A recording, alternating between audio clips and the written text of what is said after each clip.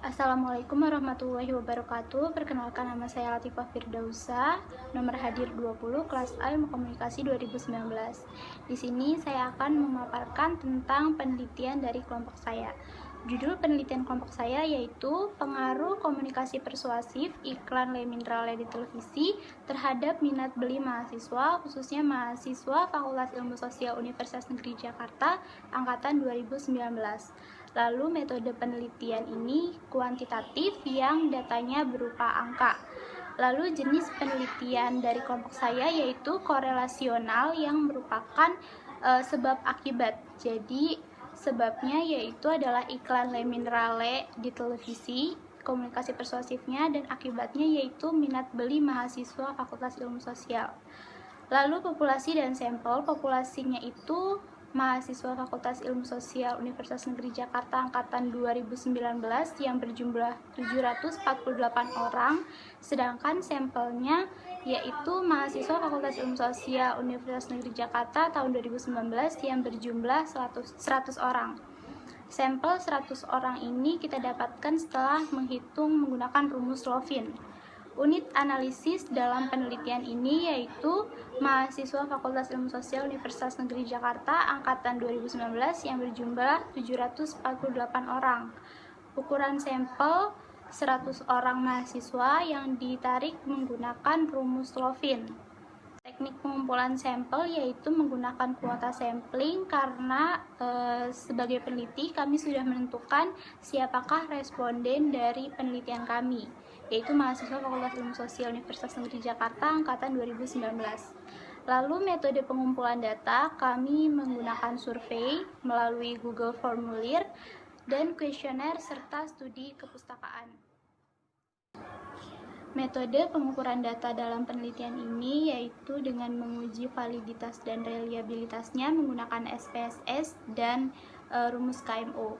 Untuk validitas variabel X hasilnya 0,747 dan dapat dikatakan valid karena lebih dari 0,5. Lalu untuk validitas variabel Y hasilnya yaitu 0,860 dan valid juga karena lebih dari 0,5. Lalu untuk reliabilitas variabel X hasilnya 0,770 yang diolah menggunakan SPSS dan rumus Cronbach alpha. Lalu hasil dari reliabilitas variabel X ini dikatakan valid karena lebih dari 0,6. Untuk reliabilitas variabel Y hasilnya yaitu 0,885 yang mana valid reliable juga karena lebih dari 0,6. Lalu untuk metode analisis data menggunakan uji univariat dan bivariat dengan SPSS.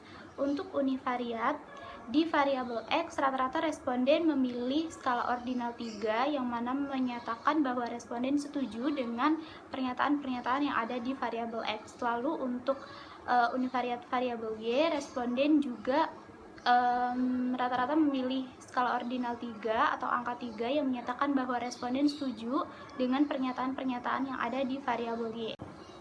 Bivariat dalam penelitian ini yaitu nilai T-tabelnya didapatkan dari A dibagi DF. A itu A-2 sama dengan 0,05 dibagi 2 jadi 0,025 dan DF itu ada derajat kebebasan yang didapat dari N dikurangi 2. N itu adalah jumlah responden 100 orang dikurangi 2 menjadi 98, berarti T-tabel 0,025 dibagi 98 sama dengan 2,551. Lalu untuk T hitungnya setelah diuji bivariat pada SPSS didapatkan nilai 7,796 yang mana T hitung lebih besar dari nilai T-tabel yang menunjukkan bahwa komunikasi persuasif mempengaruhi minat beli mahasiswa.